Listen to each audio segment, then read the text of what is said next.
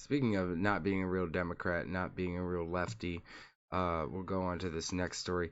How moderate Democrats are sabotaging their ideological allies. A group of centrist Democrats wants the party to confront the pharmaceutical industry. Their main opponents, other centrist Democrats. Who could have guessed? So, the story goes of the many, many provisions that could end up in the 3.5 trillion spending package. Democrats are hoping to pass with their ultra-thin majority in Congress, allowing Medicare to negotiate low prices for prescription drugs is among the most popular. It's so popular, in fact, that a group of the most vulnerable incumbent Democrats in Congress are pleading with Democratic leaders to pass it, standing in their way. And a group of fellow centrists, many of whom have campaign war chests full of pharmaceutical companies' money and comparative little risk of losing their seats. So, we have a war of two parties at the moment. That is establishment Democrats, corporate Democrats against progressive Democrats. Now, in the middle are moderates. Now, moderates for the most part are going to lean more to the corporate side because they collect big money, but some of them, they know at the end of the day what sells. They know what their voters want to hear, and they know that populist ideas, leftist ideas, will get you elected. So, every once in a while they'll hold on to a lefty idea, like if they're afraid of not getting reelected, and they will hold on to it like a buoy, like as a drowning man does. So we will continue with this. While the idea that progressive Democrats' loyalty to activist groups harms the party is frequently discussed in the media and in Washington, the split over drug pricing shows how centrist members of Congress' loyalty to politically powerful industries can be just as harmful to Democratic electoral hopes. Mm-hmm. So, Kaiser Family Foundation survey found 2/3 of Americans thought allowing prescription drug negotiation should be a top priority for Congress, with only 4% declaring their opposition to the idea. Another poll conducted by Gallup found 81% of adults supporting the idea, with 97% of Democrats, 80% of independents, and 61% of Republicans. The proposal is especially popular among the seniors, the most reliable voters in off-year elections.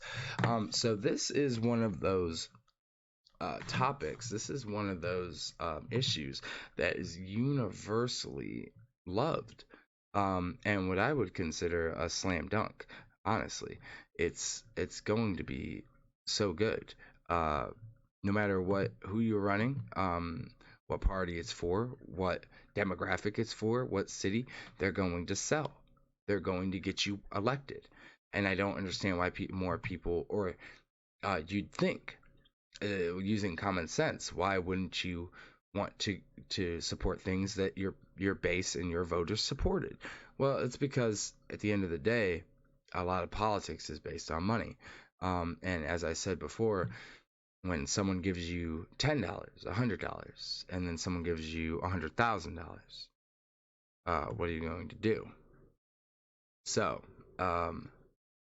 what are the pharmaceutical companies doing? Well, in this moment, what aren't they doing to rip people off? But in this moment, they're raising the prices of crucial drugs. The rates often greatly outprice inflation, and Americans pay way more in prescription drugs than other countries for the same exact drugs. And we could there's things that we could do to save that money. But so we have one side of the issue. Representative from Pennsylvania, Susan Wild, said the number one issue I hear about in my district is the cost of prescription drugs. We have to go get something done. We can't afford to wait. What she's saying right there is I can't afford to wait because if I don't get this taken care of, I'm not going to have my job. And at the end of the day, you can't make money if you don't get elected, because none of the special interest groups are going to want to pay you if you can't do their bidding. And to do their bidding, you need to be elected. So every once in a while, that's why politics is a balancing game. So they want to give Medicare this power, but there's a problem, is that other moderate Democrats that aren't so worried about election, they want they are getting paid by the pharmaceutical companies. And it quotes right here, while this group of moderates does include some members who hold swing seats, many of them also have a history of taking significant donations from the pharmaceutical industry. In contrast with the members demanding action on drug prices, the moderates pushing back, representing the drug industry, the pharmaceutical industries, live in districts that are overwhelmingly Democrat. And that Gottenheimer, in particular, has regularly attacked progressives and suggested they hurt Democrats' electoral chances. If you are spending all of your resources and time fighting with each other instead of fighting the other team, that is a huge distraction, he told the Washington Post this week, explaining why he formed a PAC dedicated to fending off progressive primary challenges.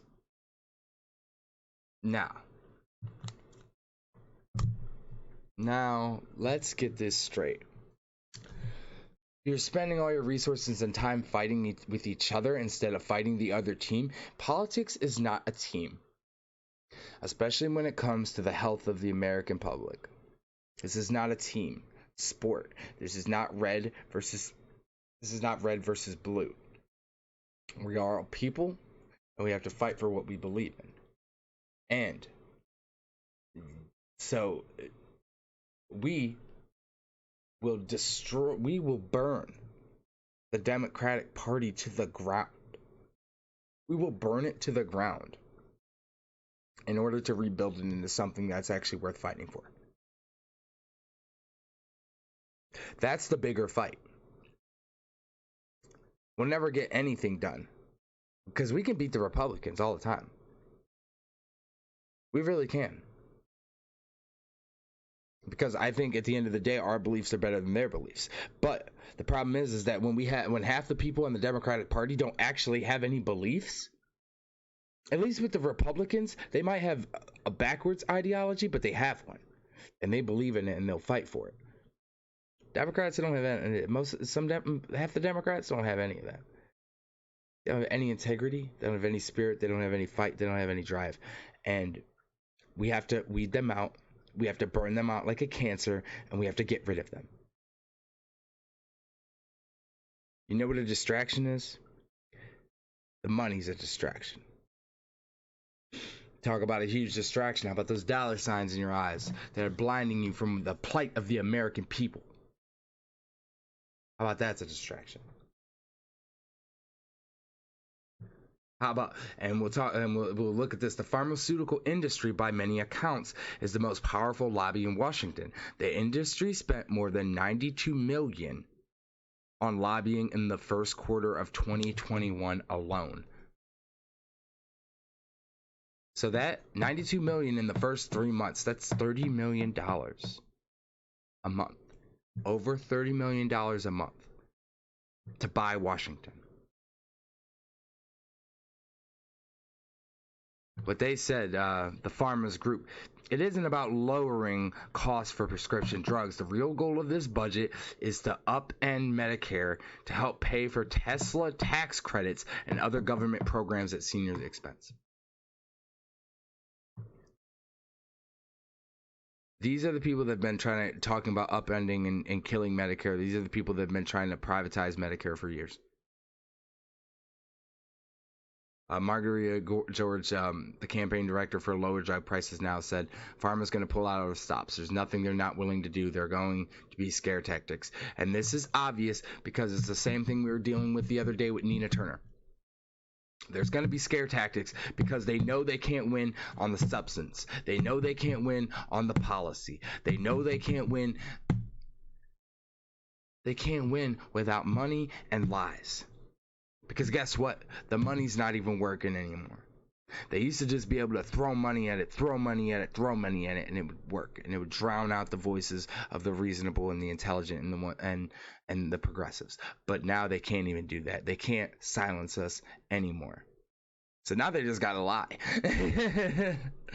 Now they just gotta lie. But guess what? I'm not dumb, and neither are you.